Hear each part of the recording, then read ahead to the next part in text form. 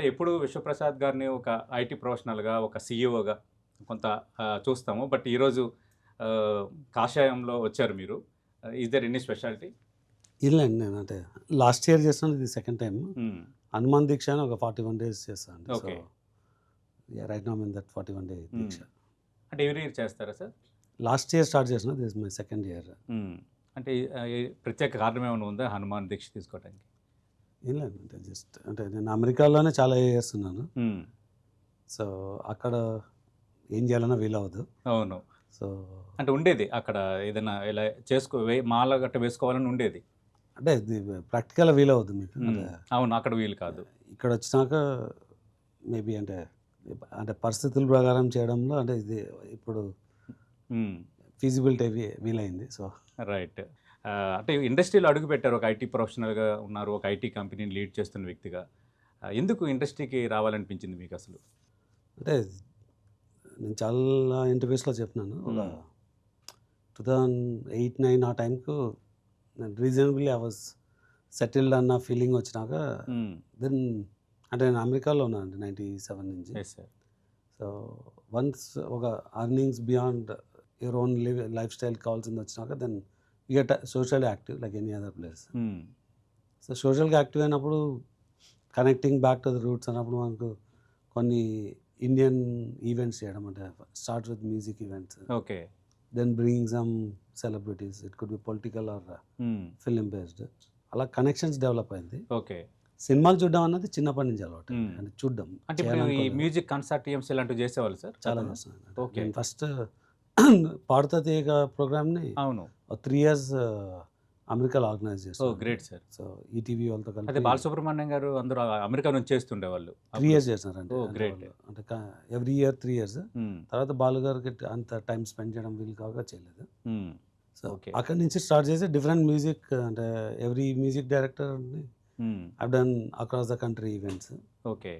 So then hosting celebrities అలా start అయింది journey. Then around 14-15 టైంలో వేరియస్ ఫిలిం ప్రపోజల్స్ వచ్చినాయి. ఓకే. ఓహో. చేయాలని ట్రై చేశాను కానీ బట్ ఇట్ వాస్ డిఫికల్ట్. అంటే దిస్ అ బిగ్ బ్యారియర్. అంటే you come in you get exploited. Okay. Okay. అంటే కొద్దిగా ఆలోచించారు అంటే రిస్క్ ఉంటుందేమో ఆలోచించాను, చేయాలని ట్రై చేశాను. బట్ అది ఒక స్టేజ్ దాటినాక చాలా ఎక్స్‌ప్లాయిటేషన్ కనిపించేది. Then I was holding up. 2016లో నేను అమెరికాలో I bought entire outdoor unit filming చేయడానికి. ఓకే. ఒక 2-3 films I kind of jointly invested. అంటే ఓవర్సీస్ షూట్ వరకు నేను ఇన్వెస్ట్ చేసామని దాని ప్రకారం I took the overseas rights. Okay. Then gain some experience. So Ninnu Kori was my first profitable venture where Nani గారిది. Overseas shoot అంతా నేను I invested into that movie. అంటే అప్పుడు అంటే నిన్ను కోరి ఓవర్సీస్ హక్కులు కూడా మీరే దానికి ఈక్వలెంట్గా ఓవర్సీస్ రైట్స్ తీసుకున్నాను. ఇంకా ఏ సినిమాలకు చేశారు సార్ ఓవర్సీస్ రైట్స్ తీసుకుని మీరు? అలా 3-4 మూవీస్ చేశానండి అప్పట్లో. వర్కౌట్ అయింది ఇది. ఓకే. దాంతోపాటు I did one complete feature film, ఒక ఇండిపెండెంట్ ఇంగ్లీష్ ఫిల్మ్ తీసాను. Forced orphans. ఇంగ్లీష్ సినిమా తీశారు. ఏంటి సార్ పేరు? ఫోర్స్డ్ ఆర్ఫన్స్ అని చెప్పి. ఓకే. సో దానికి ఆల్మోస్ట్ ఒక 30-40 ఫెస్టివల్ అవార్డ్స్ వచ్చినాయి. గ్రేట్. సో దెన్ ఒక షార్ట్ ఫిల్మ్ కూడా తీసాను అంటే డెసిషన్ అని చెప్పి మంచి లక్ష్మి గారితో 2016లో. అండ్ 17 ఐ సైన్డ్ అప్ అంటే I got a good access into industry. అంటే బేసిక్గా సినిమాలు చేయాలనుకోవడం వేరు, ఆ సీరియస్నెస్ ఉందా లేదా అని తెలవడం వేరు. ఈ యాక్టివిటీస్తో people know that I'm serious. Okay. అంటే ఇన్ ఫిల్మ్ మేకింగ్. అవును. దెన్ ఆ బ్యారియర్ క్రాస్ చేయాలంటే ఒక ఫిలిం చేస్తే వీలవుదన్న ఒక ఐడియాకి వచ్చి పెట్టుకున్నారు. నేను I work with some different films at a time. అంటే 17లో I started 6 movies actually. Okay. They all came in 18 and early 19. But okay start చేయడం అయితే 6 మూవీస్ స్టార్ట్ చేసాను. అంటే ఏదైనా బిగ్గానే ఆలోచించారు అంటే అప్పుడే నా ఒక ఫ్యాక్టరీ మోడల్లో వస్తే 10 చేస్తే 2-3 గ్యారంటీగా వర్క్ అవుతుంది.